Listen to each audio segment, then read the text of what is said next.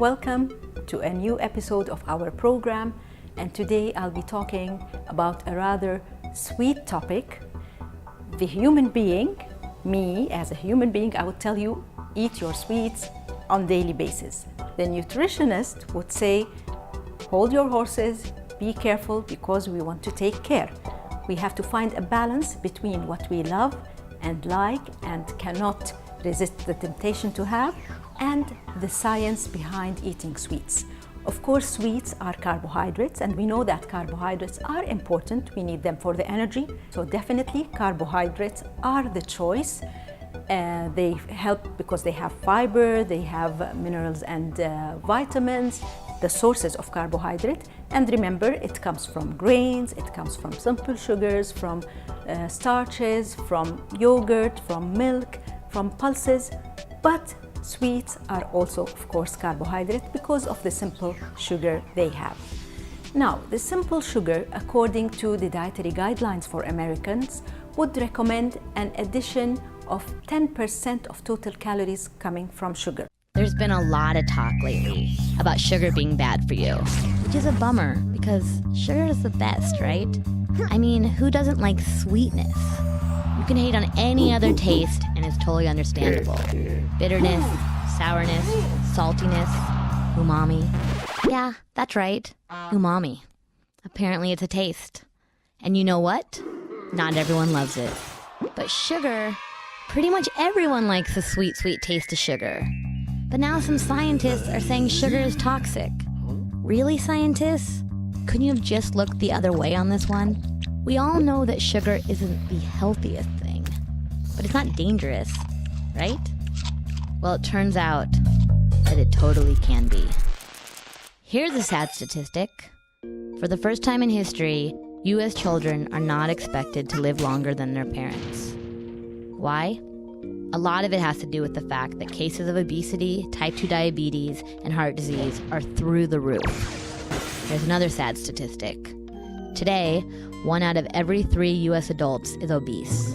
Not overweight, obese. 1 in 3. But what does this have to do with sugar? Sugar's been around forever, so why is it suddenly making us so sick? What changed? What changed is we've dramatically increased the amount of fructose we consume.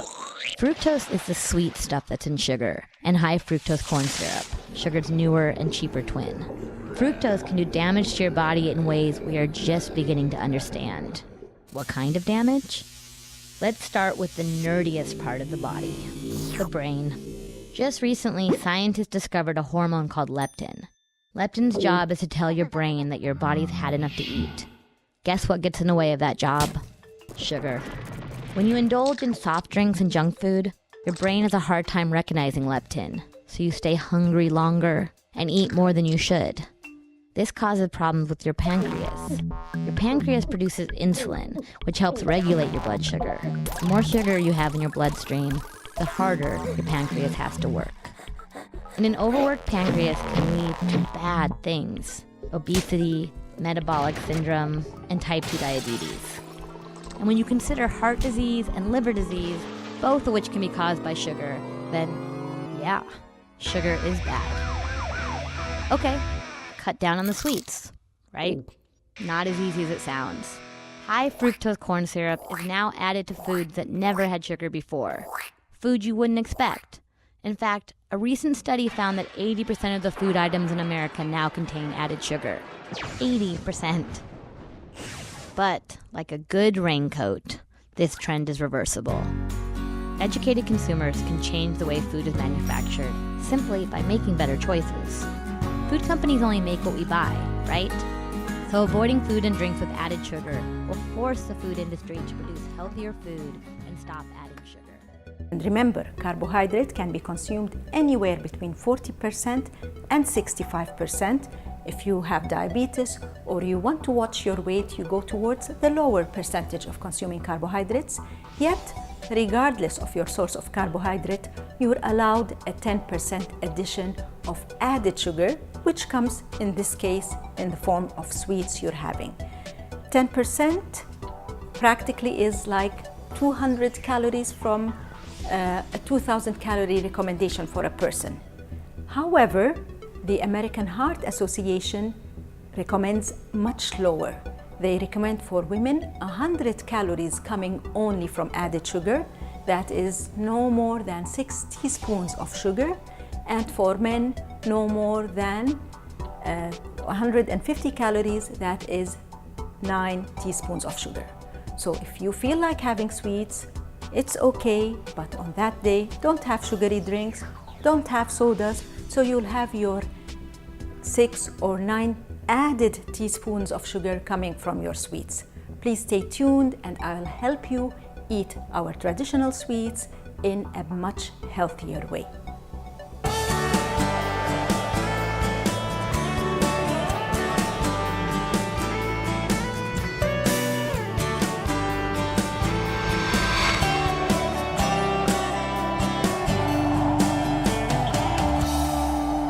Feel like eating atayef? Why not? You may have some atayef. For those who are not Arabs or not familiar with our traditional atayef or katayef, which is eaten across the Muslim and Arab world, it's the Arabic version of pancakes. So it's usually made of a dough, and when you put it on the griddle with a ladle, you just heat it or you just cook it from one side, unlike the traditional pancakes, so you don't flip it. Once the bubbles are there, you remove it, and then it's ready to be stuffed with either walnuts or unsalted cheese or desalted cheese or cream. Then you deep fry it in oil. Then you soak it with sugar syrup. Some people use other kinds of syrup, but the common way is sugar syrup. Oh, are we going to really eat it or not? It seems to be really loaded with calories. 170-gram atayef has around 150 calories, and no one eats only one, so it's 2, 3, or 4. So you're jumping up to 300 or maybe 600 calories coming only from atayef. So what can you do about it? Because you still can have it. One way is to bake it instead of deep frying it. And that's a very good way. Actually, it has been tried in many homes. We try it here with our Chef George in Dasman Diabetes Institute in our kitchen, experimental kitchen, and it tastes as good. So that's one way of cutting back on calories. The other way would be making smaller portions if you prepare it at home.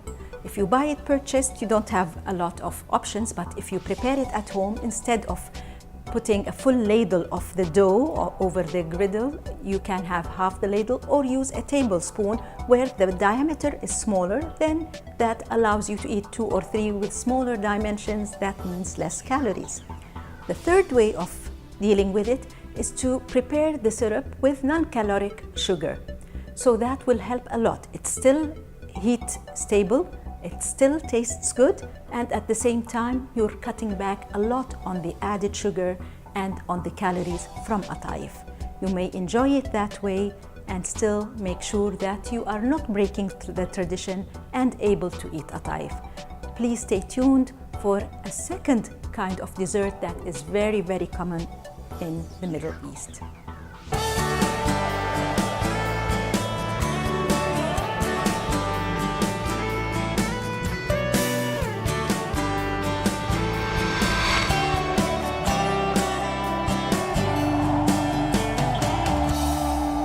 Dear viewers, welcome to the last segment of our episode, our very sweet episode, and now we're talking about القيمات. And you know, القيمات is very common in the Gulf area, and it's common across the Arab world, but with different names. In Lebanon, Syria, Palestine, they call it awame or awamat. In Egypt, they call it lu'mat al-adi. So it has different names, but we're referring to the same thing. These are the sweet, crunchy dumplings. They are really, really tasty, and they just ooze with happiness once you crunch it and all the sugar syrup oozes out. So I advise you to eat al-qaimat. We cannot do much about it as much as we did with atayef, but at the same time you can also control the damage that may happen because of the high caloric content in الجيمات. Now الجيمات again are made of a dough that you keep to rest to double in size, and then you remove in a small teaspoon, add it in hot oil, it forms a circle or a bowl, a sphere, you turn it around, it has this golden red color, then you dip it in room temperature syrup. So the frying bit we cannot get over. You cannot prepare it without frying it. You can control the amount you're eating, and you can control the sugar syrup you're preparing. So you can use either natural non-caloric sweeteners like stevia or synthetic non-caloric sweeteners like Splenda or other brands that are not rich in calories. So you'll be having the calories from fat, but reducing the calories from sugar. One classic traditional الجيمات, one bit of them contains around 46 calories. So if you eat about 6, you're having between 270 and 300 calories. If you are on a 1500 calorie, that may pass, if not on daily basis, because you need to have the variety. You need to have the sugar from fruits. You need to have it from different options, not always from الجيمات. But if you use artificial sweeteners to do the syrup, then you're cutting back on the amount of calories and you're having less, which will allow you either to have the 6, which I recommend, but with less calories, or maybe you can prepare them in a smaller format. There is another twist for الجيمات in Kuwait that I have tasted, where these crunchy dumplings are injected with cream as well. This I wouldn't advise you to do, to overindulge in, because not only you're increasing the calories, but the cream is usually rich with saturated fatty acids that may harm your heart and may increase the cholesterol content in your blood. So I would prefer that if you're choosing الجيمات, use the classical ones with the artificial sweetener, and they can be daily there on your table if you're not eating any other sweets. So the final recommendation would be change the preparation a little bit, reduce the frequency where you'll allow yourself to have different sweets, and my final one would be, even if you feel eating like this, these sweets the first week, don't resist the craving. Perhaps the 3 other weeks you can reduce the frequency and add in more fruits and vegetables. The fruits would give you the sweet sugar taste you want. It will give you the energy without the constipation and other side effects that come from only eating sweets which are not rich in fiber.